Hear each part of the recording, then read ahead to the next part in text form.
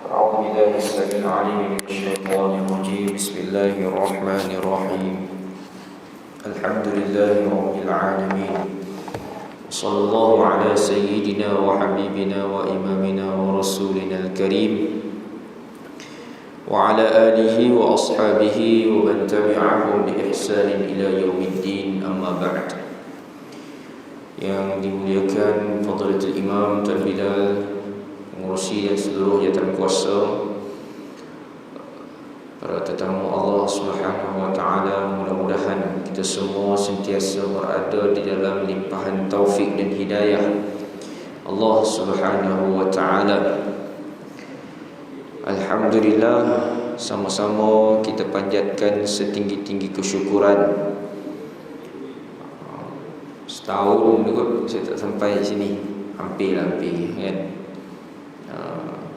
Last bulan 4, bulan 3 yang lalu, sehingga kita kembali berada pada suasana pandemik yang yang amat menggetirkan, sehingga telah ramai di kalangan kenalan kita yang dijemput ataupun kembali ke hadrat Allah di atas ujian wabak ini. Alhamdulillah, kita melihat di dalam seminggu dua ini kadar jumlah jangkitan agak menenangkan hati kita. Mudah-mudahan kita terus bermunajat, memohon kepada Allah Subhanahu wa taala agar kita semua dipelihara, diselamatkan daripada jangkitan ataupun serangan wabak ini. Alhamdulillah, kita kembali bersua tuan-tuan, untuk kita membincangkan, kalau sebelum ni saya bincang tentang fiqhus solat, fikah solat, yang mana saya yakin saya pun dan kita semualah mungkin dah tinggal lama ni kan, berapa bulan dah, setengah tahun saya rasa. Jadi amat baiklah untuk kalau kita boleh ulang kaji balik daripada awal, kerana benda ni bukanlah kita nak kejar sangat untuk menamatkan sekaligus, sebab betul kita nak dalami atau kita nak hayati bersama, kita tingkatkan bersama kefahaman kita, maknanya penghayatan kita dalam kita mendirikan ibadah yang teragung ini. Tetapi ia mesti dibuat ataupun dilalui dengan dengan tertib lah. Taklah kita perlu gelojoh, tak perlu kita kokoh sangat. Jadi saya bercadang untuk membincangkan balik daripada awal. Cuma saya mungkin nak bawa kepada perbincangan yang agak ringkas lah, tidak begitu complicated, maknanya dengan mendatangkan akwal atau pandangan-pandangan yang banyak, tetapi kita lebih melihat dengan perbincangan yang lebih fokus, iaitu kita bincang dengan menggunakan kitab Muniyatul Musalli. Kitab ini saya yakin tuan-tuan sebahagiannya mungkin dah pernah khatam atau dah pernah belajar dah. Tinggal lagi kita nak ulang kaji lah, insya-Allah. Jadi pada malam ini saya mungkin nak berkongsi sedikit kepada tuan-tuan beberapa perkara tentang muqaddimah lah, perbincangan dalam kitab yang dikeluarkan oleh ini cetakan yang agak latest lah, daripada Telaga Biru. Kita tahu pengarang kitab ni seorang ulama terkemuka di Nusantara ini, iaitu almarhum Fadilatul Syekh Daud Abdullah Al-Fatani, rahmatullahi alaih. Banyak lagi lah karangan beliau ni, mungkin sedikit kita boleh berkenalan dengan pengarang sekejap lagi. Tetapi buku ini atau kitab ini telah ditahqiq ataupun diperincikan dari segi istilah-istilahnya, oleh yang berbahagia Dr. Abdul Basit. Saya kira tuan-tuan pun kenal lah Dr. Abdul Basit ni. Jadi kita boleh bincanglah intipati kitab ini, mudah-mudahan memberi manfaat khususnya buat saya sendiri dan kita semua insya-Allah. Baik, ringkasnya kita tengok sedikitlah latar belakang Syekh Daud Al-Fatani ini.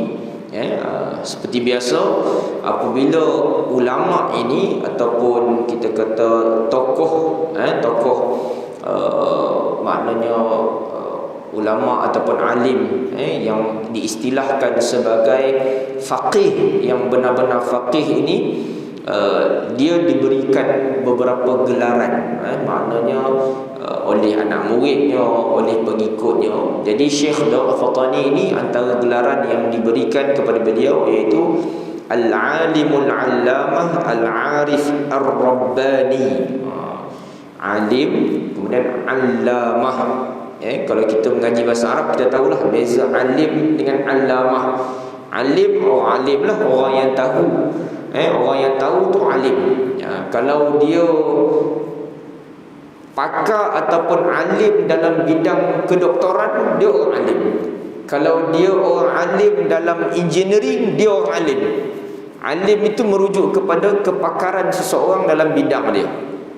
Tak kira lah, kalau dia alim bab merompak, dia alim lah bab merompak. Bab menyamun ke. Cuma kita ini sudah ma'ruf, sudah diterima pakai, kita sedia maklum kalimah alim itu merujuk kepada tokoh agama, orang yang faham betul-betul agama. Cuma mungkin saya sikit nak sebut berkaitan dengan alim ni, yang kita ni kalau betul-betul kita nak declare atau kita nak kenal orang alim ni, dia mesti yang menamakan ataupun yang memanggil dia tu alim tu mesti alim ulama juga, mesti ulama juga. Dia tak boleh netizen yang panggil dia alim.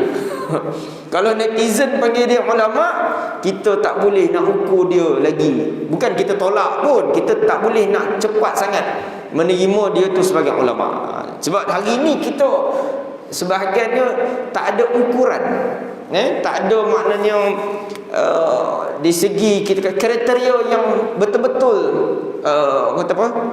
ditetapkan tu tak ada. Kita rasa satu orang tu nak panggil alim, kita panggil alim. Akhirnya nanti dia ada kesan, tuan-tuan, dia ada kesan. Kesannya apa? Kesannya apabila kita mungkin mengambil pandangan seseorang itu, atau kita thiqah kepada dia di sudut ilmunya, sedangkan dia bukan ahli dalam bidang tersebut. Itu kesan dia. Dan ini berlaku, bukan tak berlaku, berlaku. Sebab itu contohnya saya, kalau kita orang panggil ustaz, tak apalah orang nak panggil ustaz, tapi tidaklah lebih daripada itu. Tu pun kita kadang-kadang tak panggil ustaz pun tak apa pun. Contohnya, sebab bukanlah ustaz ni, kalau kita nak bahas dari segi bahasa, ustaz ini di peringkat kami belajar di universiti dulu, di Al-Azhar dulu, ustaz ni peringkat profesor. Sebab itu kalau tuan-tuan tengok orang Arab, al-ustaz, ad-doktor, profesor, doktor, sekian-sekian. Cuma orang kita ambil ustaz tu ustaz lah.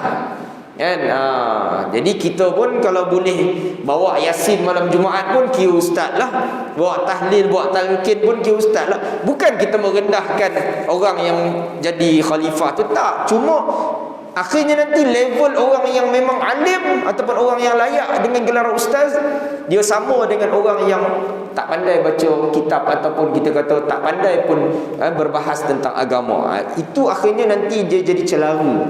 Kita tidak berhajat atau tidak berniat untuk merendahkan mana-mana orang, tetapi kita juga tidak boleh untuk meletakkan seseorang itu bukan pada tempatnya. Ini kita kena ingatkan diri kita, tuan-tuan. Sebab kesan dia besar. Tuan-tuan tengok dengan dunia yang terbuka hari ini, takkan satu orang yang boleh bercakap hanya dengan menyebut beberapa makna hadis Nabi sahaja dia terus boleh dipanggil ustaz. Belum tentu lagi. Hanya bercakap, oh Nabi berkata sekian-sekian, tapi baca terjemahan je. Tu dapat ustaz. Ini saya nak ingatkanlah supaya kita ni jadi masyarakat atau jadi maknanya manusia yang kita bukan nak suruh menghina manusia, tidak, na'udzubillah. Tapi kita mesti ada juga minda yang kita boleh ukur seseorang tu, dia letak dia pada kadar yang sepatutnya. Tak nak dia tu orang kata apa, boleh ceramah sikit ustaz, boleh cakap hadis sikit ustaz, belum tentu tuan-tuan. Lepas tu saya sendiri walaupun Allah bagi rezeki belajar di Al-Azhar pun fikir, orang panggil ustaz ni kita rasa kan level-level tok guru, orang hebat dulu, kita tak ada apa pun. Jadi kerana dunia yang hari ini sangat terbuka dengan kita tahu macam-macam lah, kita ada platform yang macam-macam, sikit-sikit kita betul, saya faham masyarakat kita ni dia lebih takrim, dia lebih nak memasukkan, memuliakan seseorang, itu betul di satu sudut. Tapi macam kita sebut tadi, dia ada kesan apabila seseorang itu belum lagi maksudnya bukan mempunyai kriteria sebenar sebagai tokoh agama, jadi kita mesti juga bercermat lah panggilnya, bercermat, maknanya kita orang kata apa, berhati-hati. Sama juga kita nak melabel orang, contohnya orang jahat, sama juga. Takkan hanya kalau dia keluar masjid dengan cepat nak balik rumah sebab sakit perut, tersalah pakai selipar orang kat luar, selipar dia lain, selipar dia pakai selipar orang, terus kita label dia pencuri. Tak boleh lagi, dia tersalah. Macam itulah, maksud kita tak boleh nak terus meletakkan labeling itu dengan kata apa, pandangan umum semata-mata. Dia mesti ada garis panduannya. Saya tengok ada satu orang doktor, saya tak ingat nama dia, pensyarah universiti mana, tapi dia begitu particular lah, sampai dia kata kalau ustaz ni mesti nak boleh baca kitab Arab, boleh cakap Arab. Ini saya kata, ini kalau kita buat test macam ni kacau juga tuan. Main ustaz-ustaz ni tak lepas ni kan. Jadi bukanlah tak apalah, itu masing-masing punya pandangan. Cuma as a kita, masyarakat umum mesti, saya nak sebut minda kita, akliyah kita mesti kita, tapi kita jangan hina orang. Kita tak disuruh mencaci ataupun dia ni bukan ustaz ni, meragut. Tak. Kita boleh panggil. Sebab tu kalau dia pendakwah, dia pendakwah lah. Dia bukan ustaz, dia pendakwah. Pendakwah ni tuan-tuan pun pendakwah. Kan? Semua orang kita pendakwah. Tetapi dia mesti, sebab ustaz ini sebenarnya adalah satu kedudukan yang agak besar lah dalam agama kita. Dia mesti sekurang-kurangnya lah, kalau mengikut perbincangan sebahagian asatidzah, sekurang-kurangnya dia mesti melalui track pengajian agama yang kita kata konsisten lah. Tak kisahlah dengan sistem pondok ke, dengan sistem moden hari ni ke, tapi sekurang-kurangnya dia ada laluan tu. Taklah tiba-tiba dia ni mana-mana datang boleh bercakap sikit, ustaz selalu. Ni saya nak ingatkan benda ni, sebab saya nak sebutnya gelaran yang begitu hebat kepada pengarang kitab ni, sehingga diberi gelaran alim, allamah. Allamah tadi apa tuan-tuan? Allamah ni lagi besar daripada alim. Maknanya memang faqih sungguh-sungguh. Itu allamah. Dia memang sirah mubalaghah dipanggil. Maknanya melampau lah, bukan melampau tu, melampau ni macam benda tak elok, tapi maksudnya alim sungguh. Macam tu. Dia tinggi lagi level daripada alim biasa ni. Okey. Kemudian al-arif ar-rabbani. Ni maksudnya ni lebih kepada sudut tasawuf. Kita kena faham tuan-tuan, tak semua orang yang alim ni dia ada nilai tasawuf pada dirinya. Tasawuf ni dia satu bab pula. Dia ada kehalusan peribadi tuan-tuan. Macam kita dengar kadang sebagian ulama, saya tengok Dr. Zul, Dr. Zul mantan mufti kita, mantan mufti dan juga mantan menteri kita, dia share semalam atau kemarin, saya jumpa dia, saya baca dia punya kan sekarang ni dia menulis tentang dia punya perjalanan pengajian dia sebelum ni kan. Dia cerita dia mengaji dengan Allahumma salli ala Muhammad, Syekh apa ya, saya terlupa nama syekh tu. Saya ingat, maknanya saya perasan syekh tu, cuma sebab dia ada beberapa orang ulama yang masyhur ni, dia sebut syekh ni keluar daripada masjid, anak murid ni berpusu-pusu ni, berpusu-pusu ni tuan-tuan, nak salam biasa ulama, guru kita. Dia buat apa? Dia tengok syekh ni daripada jauh. Dia tak boleh pergi lah sebab ramai sangat. Dia tengok Dr. Zul cerita. Tuan-tuan mungkin ada baca, boleh tengok dekat Facebook dia, tak silap saya ada. Dia tengok syekh tu ambil roti yang tersisa tu, alihkan ke tepi. Makna letak tempat elok. Ni anak murid semua tengok ni. Rupanya untuk apa? Dia kata apa? Kita memang dah tak makan dah sisa ni, tapi rezeki ini tetap milik hamba Allah yang lain, makhluk Allah yang lain. Burung-burung datang makan. Dia letak tempat elok, tuan-tuan. Hak ni tak semua orang ada. Maksud tak semua orang ada tu bukan kata tuan-tuan, bukan kata saya. Ulama pun sebahagiannya mungkin tak ada kriteria macam tu. Dia ada kehalusan peribadi yang sebahagian, dan benda itu dia mungkin ada pada bukan ulama pun. Tu pun tuan-tuan kena ingat. Benda tu dia mungkin ada pada bukan ulama. Sebab tu kita tak boleh nak kata semua ulama tu sama level. Sebab itu betul Allah kata apa? Innama yakhshallaha min ibadihi ulama. Yang takut, benar-benar takut kepada Allah ni ulama. Tapi ayat tu sebenarnya bincang panjang, tuan-tuan. Dia ada perbahasan sebelum tu.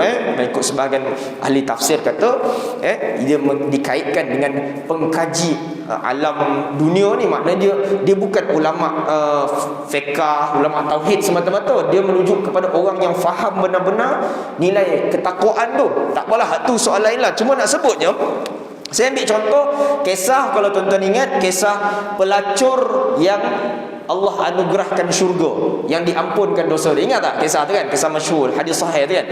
Pelacur. Tuan-tuan bayangkan pelacur tapi mempunyai kehalusan nurani yang begitu luar biasa, menggunakan kasutnya mengambil air untuk diberi minum kepada anjing, tuan-tuan. Tak payah tuan-tuan lah, saya sendiri belum tentu boleh buat lagi benda tu. Kita kadang nampak anjing tepi pun kita baling dia tu. Kan? Yalah, anjing tempat kita pun boleh tahan juga kan. Dia buat baik kan, lagi dia pergi kejar kita pula kan. Tapi maknanya nak gambarkan kepribadian begitu, dia tak semestinya ada pada orang yang pakai kopiah, orang yang pakai jubah, belum tentu. Tapi syekh kita ni dia memang Rabbani, makna dia memang ada kepribadian begitu. Dan kalau orang yang ada kepribadian begitu, macam kita sebut tadi, adakah kalau dia baik, dia nampak soleh, dia memang kita nampak dia baik lah, dia ulama? Dia belum tentu ulama. Macam itulah. Kalau ulama ada yang tidak begitu peribadinya, demikian kalau yang ada begitu yang baik peribadinya pun belum tentu dia ulama. Ada orang kata, ustaz takkan ulama ada perangai tak begitu? Memang begitu, memang ada macam tu. Normal je, tuan-tuan. Sebab itu ulama, dia ulama lah, dia alim, dia faham, dia faqih, tapi dia mungkin ada peribadi yang agak kasar, dia mungkin tabiat kadang-kadang. Tabiat. Saya tak naklah buat contoh kan. Tuan-tuan pun mungkin ada pengalaman jumpa. Tapi tidaklah itu, tapi dia bukan buat dosa. Tuan-tuan kena faham, dia bukan buat dosa. Kan? Lainlah kalau dia ulama tiba-tiba pergi pasar malam pakai seluar pendek. Tak benar lah, tuan-tuan. Kan? Dia ulama tiba-tiba kita tengok apa? Kan, jumpa dekat lorong mana KL tu kan. Tak kena lah. Kan? Dia ulama tapi dia mungkin tidaklah sehalus itu kepribadiannya, kan? Tapi dia faqih. Sebab itu kalau kita kata contohnya ulama, dia tidak boleh diukur dengan pakaian. Tuan-tuan tengok kalau kita di Nusantara ni, ulama-ulama kita mesti pakai serban, ada selendang ke begitu, lepas tu sebahagiannya kita tengok ada tongkat lah kan, pakai jubah lah. Itu di tempat kita. Tapi kalau tuan-tuan pergi di Timur Tengah, sebahagian guru-guru kami di Al-Azhar, sebahagian tak pakai, tuan-tuan. Kopiah tak ada, pergi universiti pakai t-shirt pun ada. Sebahagian, bukan semua ni. Tapi Sahih Bukhari duduk dalam kepala. Tuan-tuan nak kata apa? Sahih Bukhari duduk dalam kepala. An baca hadis, relax kan? Sebab mereka tidak menilai keilmuan itu dengan penampilan, tetapi mereka juga tak menolak kalau ada orang pakai macam tu, dia orang okey je, cuma life dia orang begitu dah. Tapi hadis kan, matan itu matan ini dalam kepala. Nak sebutnya benda ini penting, kita minda begini kita perlu ada supaya kita melihat kepelbagaian yang ada di sekeliling kita ni. Pertama, kita cermat dalam menilai, kita tidak melebih-lebihkan kedudukan seorang, dan kita juga tidak merendah-rendahkan kedudukan seorang. Itu maksudnya. Kan? Tak adalah satu orang yang kalau tuan-tuan tengok ustaz, satu orang tokoh besar datang, tiba-tiba tuan-tuan tengok apa ni pakai tie datang, pakai kot. Kan? Ulama-ulama di Timur Tengah sebahagiannya macam tu tuan-tuan.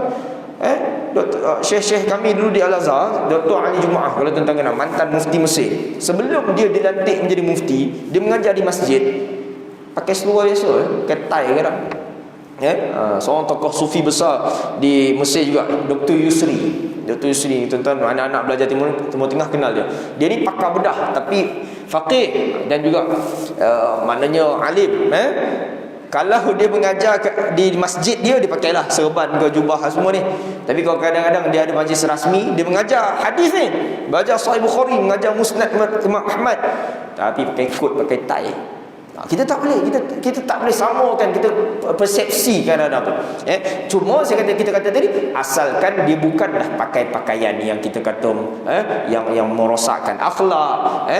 Itu kita nak faham, sebab saya melihat benda ini menjadi satu, kadang-kadang melihat jadi satu orang kata apa, fenomena ataupun orang kata apa, cakap-cakap juga pada sebahagian kita yang hanya menilai manusia itu kalau baik ni tengok pakaian. Maksudnya mesti dia pakai pakaian yang ni, kena tengok. Tapi asalkan dia bukan buat pelik-pelik lah, pakai tak menutup aurat, isteri atau keluarga pun tak tutup aurat, itu tak padan lah. Itu dah langgar syarak. Kita mesti meletakkan garis, kata apa, border syarak tu mesti pada garisan dia. Dia tak terkeluar, dan dia tak buat benda pelik-pelik lah, benda yang merosakkan maruah dan seumpamanya. Baik, ni saja saya bahas peribadi ataupun kita kata mukadimah pengarang ni saja saya sebut isu-isu yang sebahagian ni kita tengok di luar sana berlaku, untuk saja saya kaitkan. Baik, syekh kita ni bernama Wan Daud bin Syekh Wan Abdullah bin Syekh Wan Idris Al-Fatani. Boleh kita lihat bahawa beliau ini memang berketurunan ulama. Ini satu, tuan-tuan tengok, adakah syarat seseorang nak jadi ulama mesti dia berketurunan ulama? Tak, tuan-tuan, tak. Ayah-ayah semua, tak syarat. Ada sahaja ulama yang anaknya tak jadi ulama. Bukan takat tak jadi ulama, jadi ular dalam semak pun ada. Nak sebutnya dia bukan mesti. Tetapi memang kebanyakan ataupun kebiasaannya kita lihat para ulama memang dia akan ada waris ataupun zuriat yang ikutlah dia punya jejak langkah. Tapi tak semua. Semua benda ini penting supaya kita melihat, masya-Allah tabarakallah, Allah menciptakan alam itu begitu. Dia bukan mesti diwarisi sama, kan kita biasa dengar lagu iman tidak diwarisi oleh seorang ayah, kan tak. Memang begitu. Jadi ilmu pun begitu juga. Sebab dia bergantung kadang-kadang tuan-tuan, saya bukan sebut ulama je lah, kadang kita lah, ustaz ke tak kisah tuan-tuan, sebahagian yang saya buat, kita kadang-kadang kita ni banyak bantu orang macam-macam, tapi kita terlepas pandang orang kat rumah kita. Ini berlaku tuan-tuan. Ini pentingnya dalam Islam ni dipanggil al-muwazanah atau keseimbangan. Bila kita nak buat baik, sebab itu Nabi sebut apa? Infak ataupun sedekah yang paling afdal untuk kita punya family, untuk kita punya keluarga. Keluarga tu termasuk kita punya tanggungan, itu yang terwajib lah. Maksudnya dari segi kita punya kaum kerabat, kalau ada yang susah. Maksudnya keutamaan itu di situ. Jadi kita dapat lihat, bukan kita dilarang tolong orang luar, tak. Saya buat program NGO macam-macam kan, ni kita buat macam-macam kutipan, kita nak ajak masyarakat tolong, maksudnya masyarakat di luar negara. Baguslah, kempen tu memang kita buat. Cuma kita juga mesti mengingatkan orang-orang yang di bawah jagaan kita, ahli keluarga kita, kerabat kita, bukan kerabat diraja, maksud kerabat tu kita punya keluarga ni juga mesti diberikan tumpuan. Bukan sudut kewangan saja, kita kata kelengkapan dunia, tetapi of course yang lebih utama adalah kelengkapan ukhrawi. Ini penting supaya kita jangan hanya melihat orang sana susah, orang sana, kita tengok family tu. Ni kita sedang kumpul dana buat kutipan wakaf untuk kita hantar beli Al-Quran untuk masyarakat Islam di Chad. Kita dah cukup duit dah, alhamdulillah, 1000 naskah kita nak edarkan di sana. Masya-Allah tuan, budak-budak kecil dia orang ni pakai lauh ni papan papan tu tulis Quran atas tu kan, tulis dia tu adalah seorang guru. Memang lambatlah cerita dia. Maknanya tak, Quran terhad. Budak nak belajar 100 orang, Quran ada 10 lah. Kita bayangkan. Susah. Jadi kita buatlah mana yang kita mampu. Kita buat, yang terbaru ni kita dapat 1000 naskah, kita edarkan dulu. Berbanding pada kita, Quran beratur Quran. 3 tahun kalau buka tu bunyi lagi. Tak punya, tak bergerak lagi dia punya mushaf safhah muka surat tu. Tahu orang ustaz, baik sangka ustaz, dia orang ni baca pakai Android pakai tab, pakai ni lah, pakai gadget dia orang tak pakai Quran. Kita baik sangka lah kan. Tapi nak katanya kita banyak kemudahan. Lepas tu kita kadang buat baik untuk sana tu memang kita anjurkan. Tapi ni family kita, keluarga kita, maksudnya kaum kerabat kita, tidak begitu kita fikirkan. Ini satu kadang-kadang boleh, kalau bahasa kasar macam cacat dalam pemikiran. Bukan cacat, maksudnya kita tergelincir, kita tak perasan. Jadi ini penting. Baik, saya sebut tadi Syekh ni dia berketurunan ulama, maknanya daripada atuk dia, moyang dia sampailah ke dia. Baik, beliau lebih dikenali dengan panggilan Tok Syekh Daud Fatani. Beliau mempunyai 5 orang adik-beradik, iaitu Syekh Wan Abdul Qadir, Syekh Wan Abdul Rashid, Syekh Wan Idris, dan seorang adik perempuan Siti Khadijah. Jadi boleh kita lihat kesemua adik-beradik mereka ni memang Allah Ta'ala rezekikan menjadi tokoh-tokoh besar lah, yang faqih, yang maksudnya yang alim. Beliau dilahirkan di kampung Parit, marhum Patani. Baik, saya ringkaskan, cuma saya nak sebut. Beliau tradisi zaman itu di Patani sentiasa diperkenalkan Islam sejak kecil. Ini memang prasyarat lah. Kalau kita nak jadikan, tuan-tuan ada sebahagian mungkin ayah-ayah semua, mungkin anak-anak dah besar, kita mungkin bercita-cita nak ada anak kecil ataupun nak ada kita punya keturunan yang baik. Semua orang nak lah. Baik ni tak usah cakap siapa lah tuan-tuan. Tapi kalau dia nak lebih sikit, bukan baik saja, tapi alim atau mempunyai kelebihan tertentu dalam ilmu agama, tuan-tuan kena create betul-betul lah. Mesti macam orang tuan-tuan, macam sebagai orang saya nak anak saya ni jadi engineer daripada kecil, hantar sekolah itulah apa-apa tu mesti ambil subjek pelajaran pun, ambil fizik, ambil sama lah.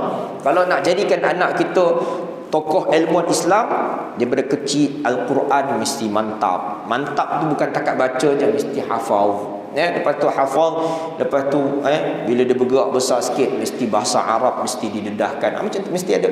Tak adalah tingkatan 3 baru nak masuk Al-Quran. Atau tingkatan 3 baru khatam Quran, tingkatan 3 baru khatam Quran. Macam mana tuan-tuan? Oh tuan-tuan, ada orang, ustaz saya, cucu saya, anak saya khatam Quran umur 10 tahun. Baguslah sekali dengar baca, kan? Tak maaf lah tuan-tuan, baca Quran ni saya cakap terang, bukan mesti khatam.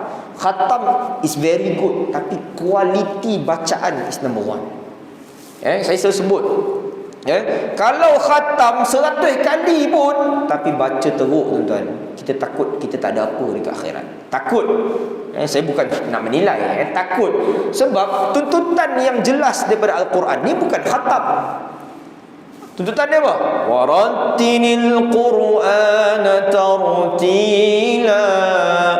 Baca Quran dengan tartil.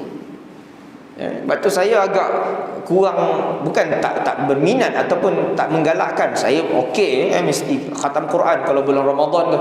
Tapi saya kata mesti baca bagus. Bagus tu ialah kita naklah bagus macam imam gitu, macam Syekh apa nama dia, Masyari Al-Afasi tu taklah. Saya pun tak selevel itu. Tapi baca tu elok. Baca elok. Ni sampai Sad dengan Sin, Zal dengan Zai pun kita masih kelabu asap. Ini masalah. Yang saya sebut ni, benda ni kadang-kadang orang tak apa kisah. Walaupun kita dah banyak kesedaran tentang Al-Quran, Alhamdulillah, tapi kita sebutlah ingatan, supaya kita ni betul-betul fikir, Quran ni mesti dibaca dengan betul, insya-Allah. Baik.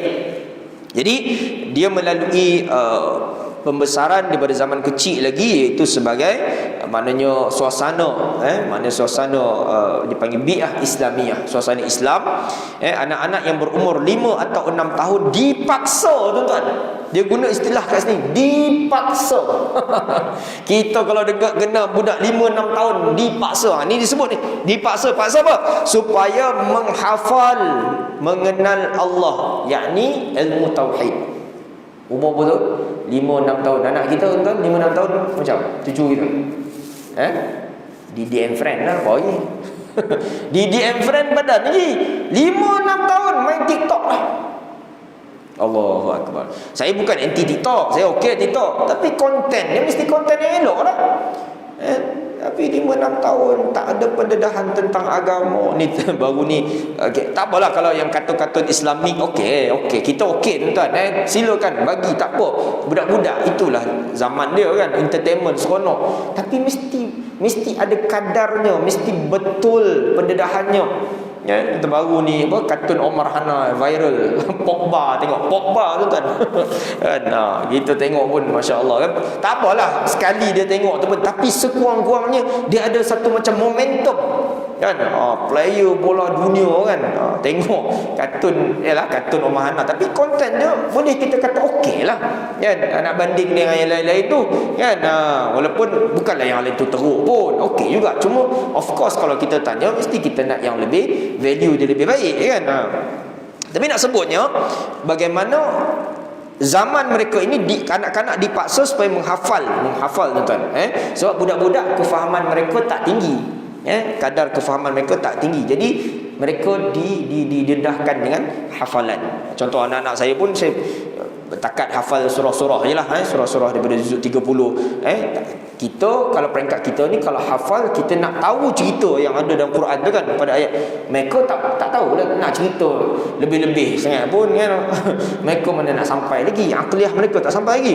Tapi yang mereka kita boleh buat iaitu penekanan kepada hafalan. Alhamdulillah, baik. Kemudian dia kata apa? Dan seterusnya diberi pelajaran nahwu, saraf. Ini memang, sebab itu memang kalau syarat nak jadi ulama, dua ilmu ni tuan-tuan, tak usah kata apalah.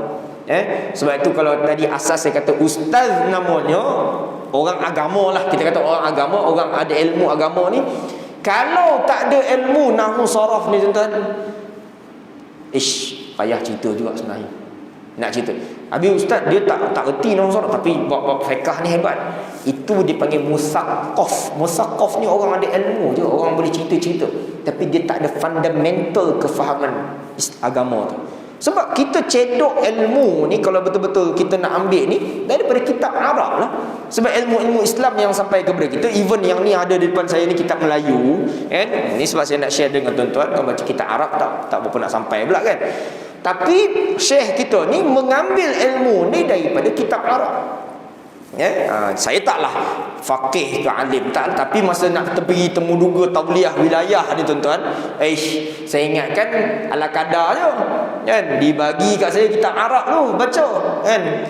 Tak kabut juga, tapi alhamdulillah lah lepas juga. Tapi nak sebutnya okey lah tu, maksudnya betul lah tu ciri-ciri kalau kita nak boleh sedikit mendapat tempiasan orang agama. Sikitlah tempiasan, sebab kita boleh sikit baca kitab Arab. Tapi kalau langsung tak reti kan, anak anta pun bertukar-tukar, anta tu aku, ana tu engkau, macam mana? Itu pun nak kena. Betul saya kata tadi, dia mesti ada dia punya kriteria yang mesti kita ni lah, kita pelihara. Sebab nanti akhirnya semua orang jadi ustaz. Kita bukan nak eksklusifkan dengan ustaz tu, tidak. Tapi kalau orang kata, kalau doktor kan, contohnya dalam bidang perubatan, boleh tak ustaz cakap? Oh, ni ustaz ni, tuan-tuan tahu tak, kita ni, badan kita ni, kadar darah, kadar duk cerita tentang biologi lah, pembedahan. Mana boleh, bukan bidang kita kan. Ustaz nak cerita tentang ni arkitektur, nak bina masjid, bina bangunan, tak boleh, bukan bidang kita. Nah, begitulah kalau kita boleh faham, nak cakap tentang agama pun dia mesti ada strukturnya, mesti ada disiplinnya.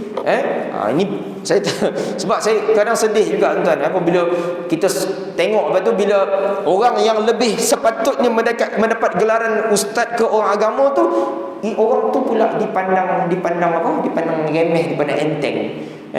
Ini kadang-kadang kecelaruan dalam pemikiran bagi sebahagian masyarakat kita. Terutama kalau kita tengok di media sosial lah. Media sosial ni, mereka ni tidak ada satu cara fikir yang cermat. Sebab tu boleh komen suka hati, boleh macam-macam lah, nak viral, nak maki, nak apa kan. Cukup kita tengok isu apa nama dia, siapa yang atlet kita punya Paralimpik itu kan, yang isu yang itulah, yang juara, sepatutnya dapat juara pecah rekod dunia tu kan. Tengok reaksi masyarakat kita, hilang semua. Nak memperjuangkan konon-konon macam nak memperjuangkan hak kita, kebenaran dia, tapi tergelincir, terbabas, melampaui batas. Akhirnya rosak, nama negara kita pun rosak. Sebab tidak ada maksudnya kematangan ataupun cermat dalam memberikan pandangan dan seumpamanya. Baik, ayah Syekh Daud Wan Abdullah ni tadi dan datuknya Syekh Wan Idris ialah ulama besar pada zamannya. Memang sejak kecil mereka menanamkan, atau maksudnya memang mereka ni memang membentuklah generasi-generasi mereka menjadi ulama.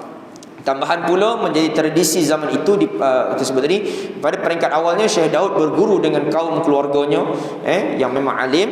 Seseorang daripada mereka ialah bapa saudaranya Syekh Safiuddin. Jadi ini kita lihat, boleh kita simpulkan proses Syekh Daud Fatani ini menjadi ulama memang kerana beliau membesar dengan persekitaran ilmuwan, dan beberapa ulama besar dunia seperti Syekh Imam An-Nawawi rahimahullah taala, memang mereka ni memang membesar. Tapi kalau kita tengok contohnya Imam Abu Hanifah.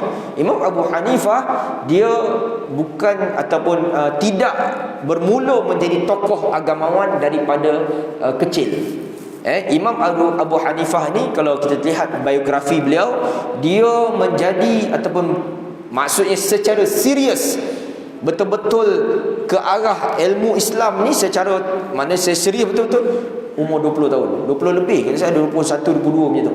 Sebelum tu beliau banyak melibatkan diri dalam perniagaan. Lepas tu kana Abu Hanifah tajiran. Abu Hanifah ni dulu dia adalah sebagai businessman. Sebab itu kalau kita berkecimpung dalam dunia perbankan Islam ataupun kita kata dalam hukum hakam muamalat ni, Imam Abu Hanifah dia ada banyaklah juga pandangan yang kadang-kadang berbeza dengan jumhur dan seumpamanya, kerana beliau lebih berkecimpung dalam dunia perniagaan. Tapi ini kalau kita terkejut lah, kita tengok, nak sebutnya Imam Abu Hanifah ni dia tidak daripada awal membesar, maksudnya menjadi daripada awal jadi tokoh ulama, tak. Tapi kita boleh lihat walaupun dia agak lambat dipanggil apa, musahabah ni makna berdamping dengan gurunya Abu Duat, saya lupa nama guru dia, 25 tahun kalau tak salah dia duduk dengan guru dia. Itu pun guru dia tak bagi lagi ruang untuk dia mengeluarkan fatwa dan pandangan. Setelah itu baru boleh nak menunjukkan, walaupun dia lewat, dia tetap menjadi tokoh imam besar dalam mazhab-mazhab Islam ni, menunjukkan beliau sangat-sangat cerdik.